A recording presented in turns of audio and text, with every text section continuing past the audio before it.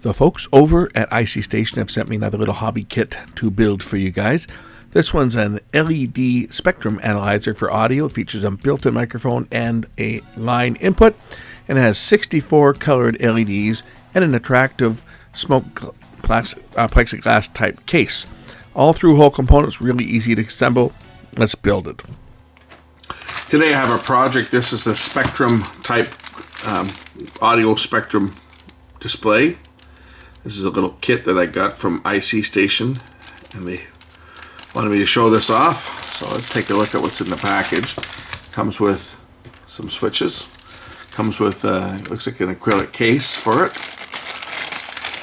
and all the components. We've got a 3.5 millimeter splitter cord, 3.5 millimeter stereo to stereo, a bag of LEDs, red, blue, and green.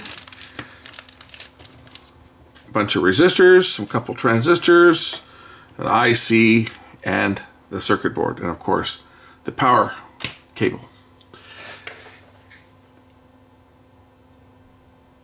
Looking at the layout here, it's got all the LEDs marked. It has resistors marked. Let's get a closer look at the board here. Everything looks to be silk screened and ready to go. Now if we look at the silk screening on the board, you'll notice that all the values of resistors are marked down here. Same with the capacitor values, 104, that'll be printed on the capacitor, the microphone, the switch, power switch, mode switch, DC jack, 220 microfarad capacitor. The exception is these resistors marked RX1, RX3, RX5, RY1, RY4, etc. This is going to be for the X and the Y coordinates, right? So Y coordinate, our resistor Y1, Y2 is over here, 3, 4, 5, 6, 7, up to 8. It's an 8x8 grid. So you've got 8 resistors for the Y coordinate and 8 resistors for the X. And just the process of elimination, there are 16 resistors here. They're not marking the value down on here, but we can see that these are colored yellow, violet, black. So that's 4, 7 with no multiplier, so 47 ohms. So I'm going to start by mounting all these 47 ohm resistors around the edge of the board here. We'll work our way in, but I'll start with the resistors.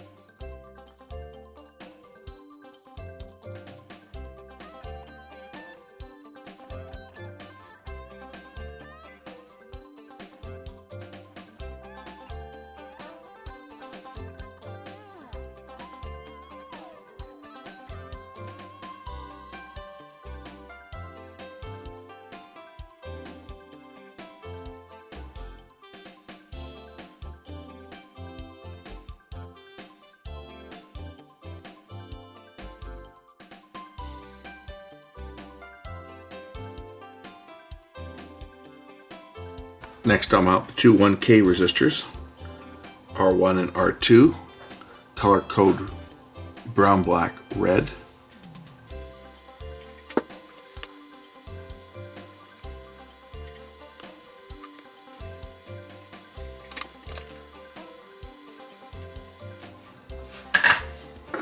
I will say I've never worked with lead-free solder before, and it actually solders quite nice.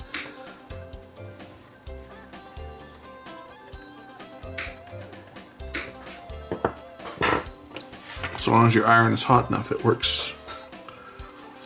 Okay, got a couple, 3 10K resistors. Let's find the 10K resistors. Here they are, brown, black, orange. There's 3 10K resistors. So I should correct myself here. It's 2 10K resistors and a 10 ohm resistor. So brown, black, orange for the 10K resistors, and brown, black, black for the 10 ohm resistor, which is between the two of them here.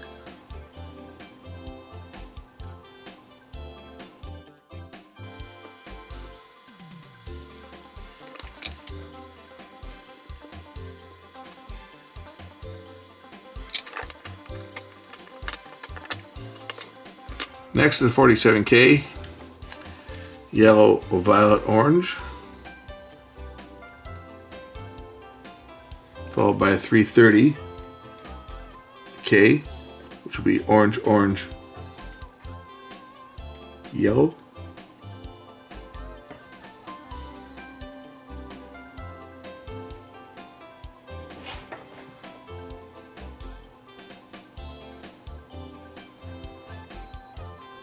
And followed by 47K, which will be yellow, violet, yellow. And that should do it for all the resistors. See, this kit goes together very quickly because there's not a lot of parts to put on this one.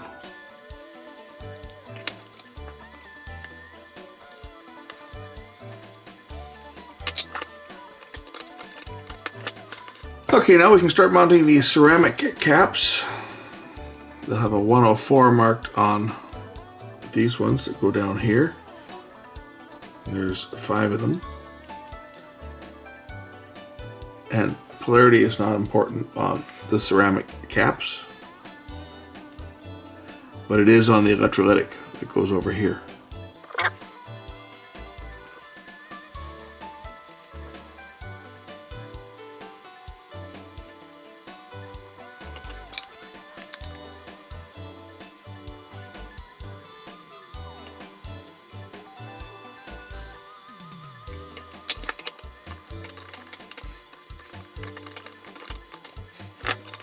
Electrolytic cap, it looks like they've got it drawn so that it lies down on its side, so we'll just put the cap in here and turn it so that it can lie flat like that, paying attention to the polarity.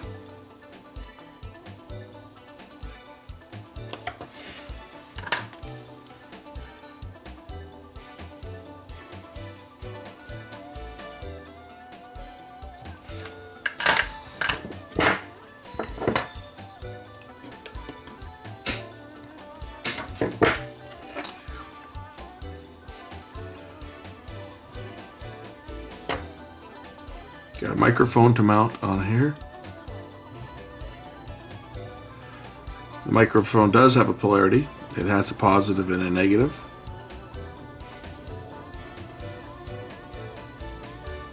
And generally how you can tell the polarity of a microphone is the negative terminal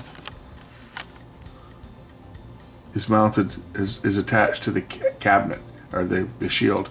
So this one here is a negative. There's also, usually there's one that's a little longer than the other, but in this case they're both the same height. But the negative terminal is this one here that's connected to the shield of it.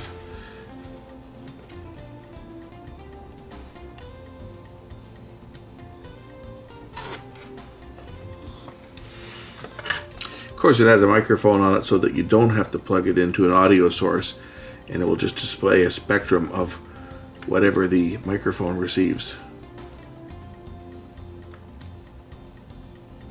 Which I'm sure that anyone building this hobby kit, that might be a way that some people would actually operate it, because you don't necessarily want to have it connected to your sound system. Just let it pick up the sound in the air. Okay, got a transistor to mount, Q1, only goes in one way, it's silk screened down, so it's pretty easy to figure that one out. Just put it in the way shown on the board.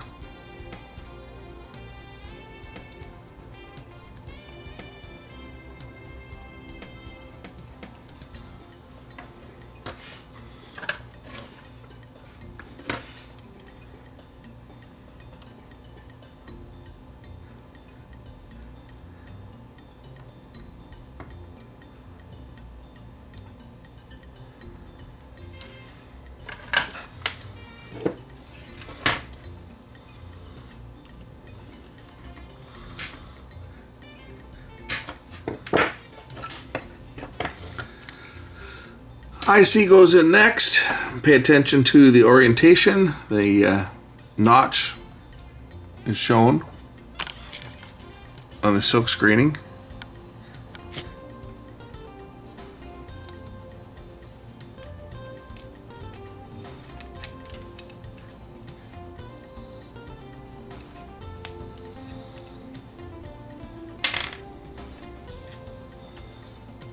Don't do what I did. It will drop out. Bend over a pin on each corner to hold it in place.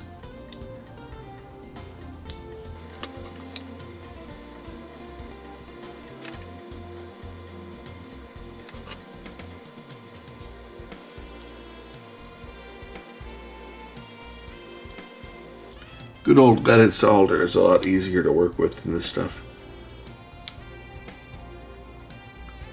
And as I said, I didn't buy this.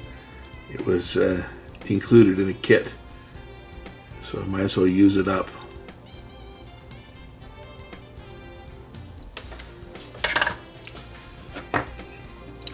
We have two different types of switches that go on here. One is a push on, push off switch, and the other one is a micro switch.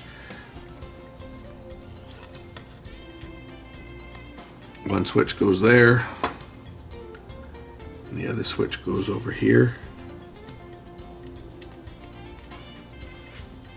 And this one's actually got a top that goes on it.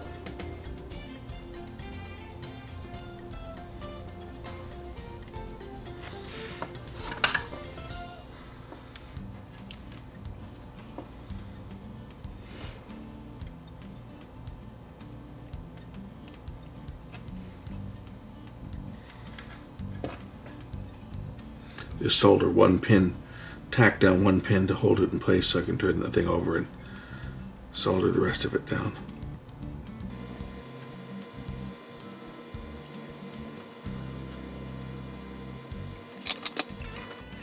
Audio in jack and power jack.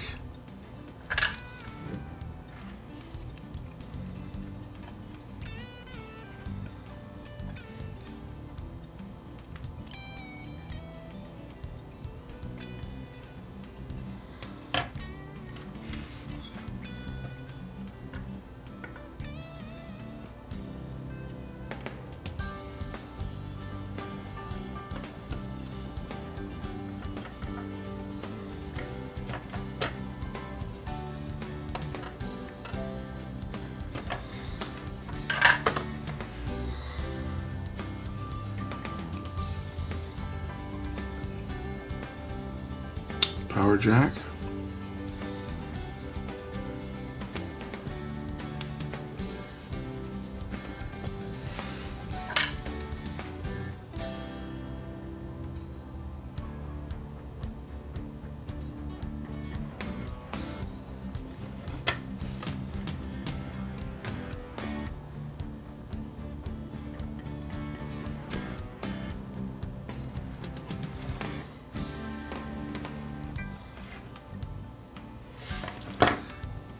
And now it's time to mount the LEDs.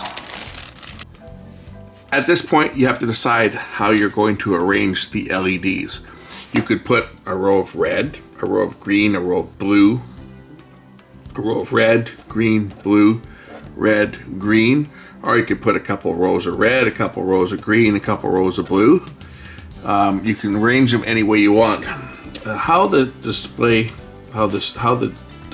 spectrum display works is these are your frequency bands, and the level goes up and down.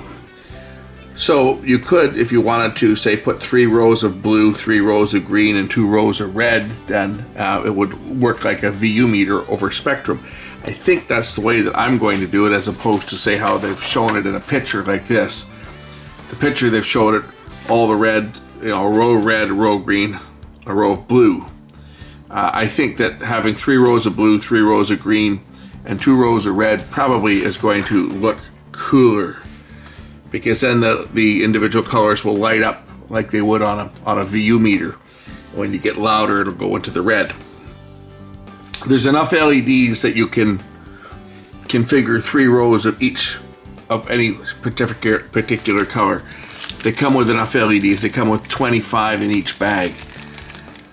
So you could have 3 rows of blue, 3 rows of green, 3 rows of red. Or you could have them in any mixed color. You could have a blue, green, a blue, green, a blue, green, and then red, or whatever you want. Or you could run them in separate colors. So this is where you make your decision as to how you want your own display to look.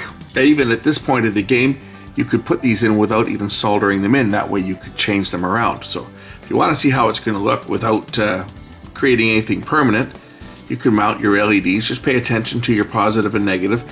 There's a flat side indicated on the circuit board here, and that goes to the flat side on the actual LED itself, which is the side with the larger of the structures inside of the shorter lead. So in this case, I'm going to put all my blue LEDs in here first. I'm not going to solder them though. I'm just going to place them in, and I'm going to arrange it so that I can test this out, and then I'll show you we can change it around.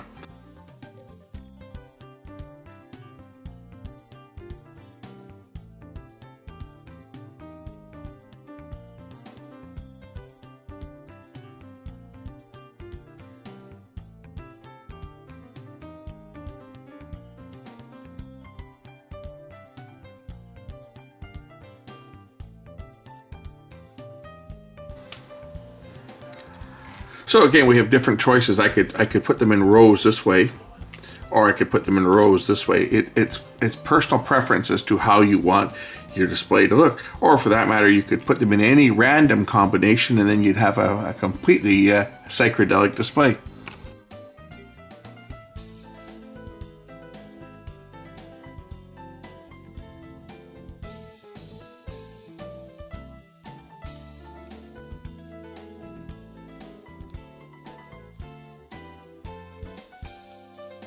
So now I've got, as you can see, I've got some green mounted as well as the blue.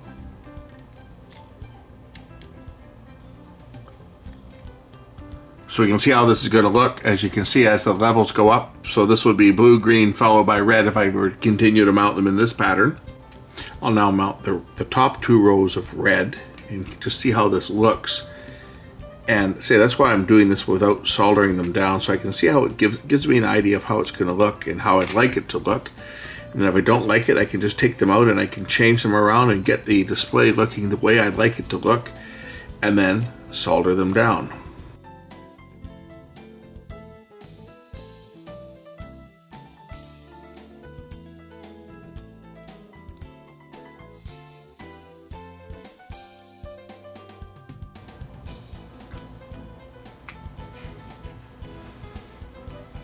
So they all might not all light because I haven't soldered them down, but this gives you an idea how this is going to look in the configuration that I've set up now, where you've got the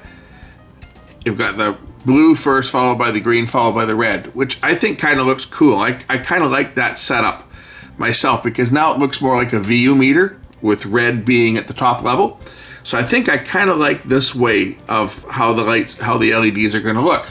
So now I'm going to go and I'm going to solder them down in this pattern, and then I'll assemble the cabinet. To make sure all the LEDs stay in place for soldering, I'm just going to throw some tape over the top of them so that I can tape them down to the board.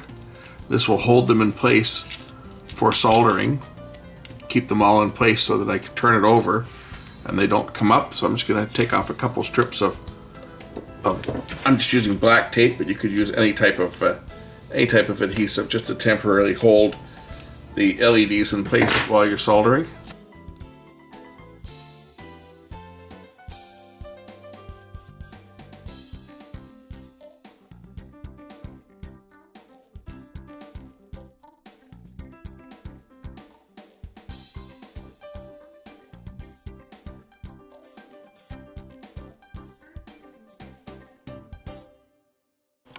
So here's the board completed and soldered down. So you can see that the level meter now works like a VU meter. Audio. And you can change modes by pressing the button here.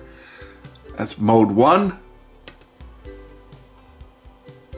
Mode 2, I guess. There's mode 2.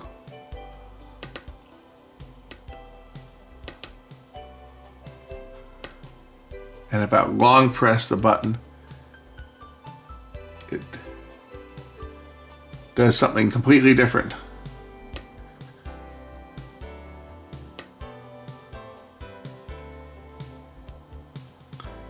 H,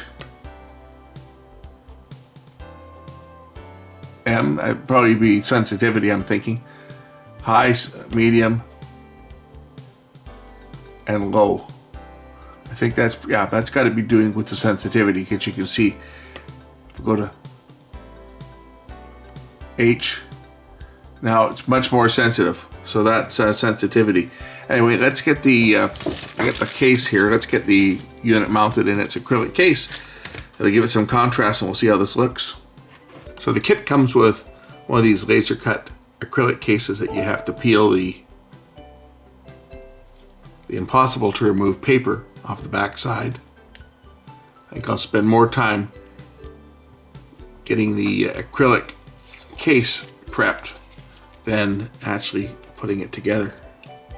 So the back goes on, and there's a spacer that goes between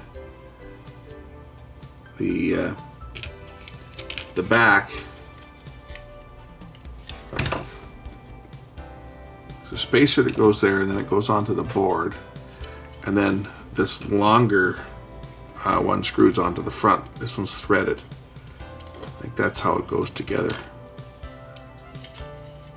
And then the other one screws into this.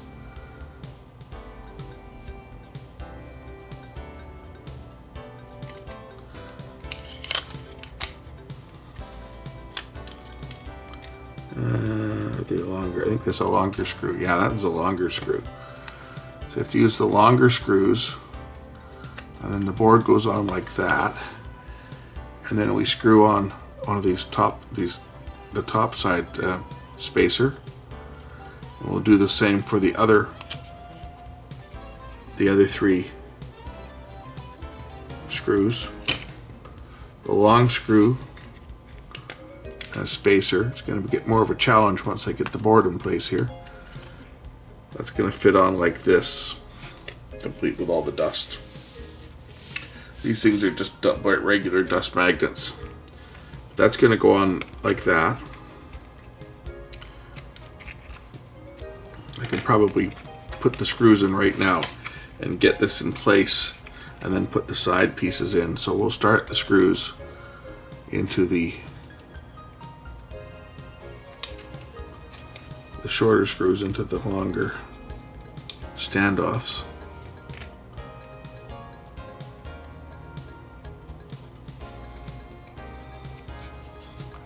Okay, this is the power plug. This one's going to go in like this. Locks in place.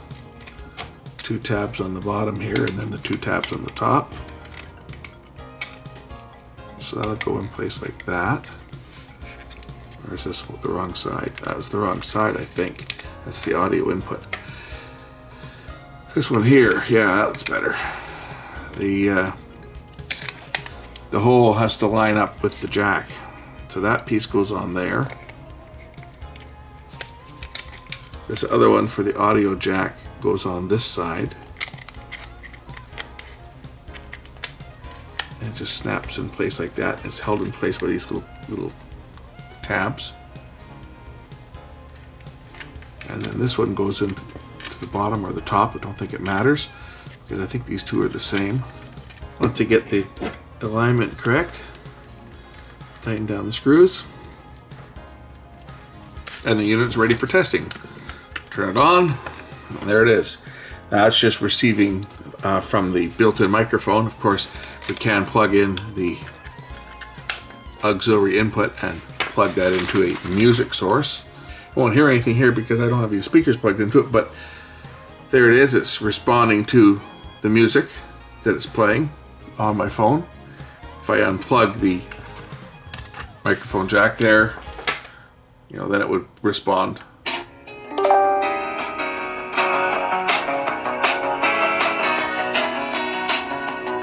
Obviously, can't play that, but there it is. It's complete. We'll go through the different modes here.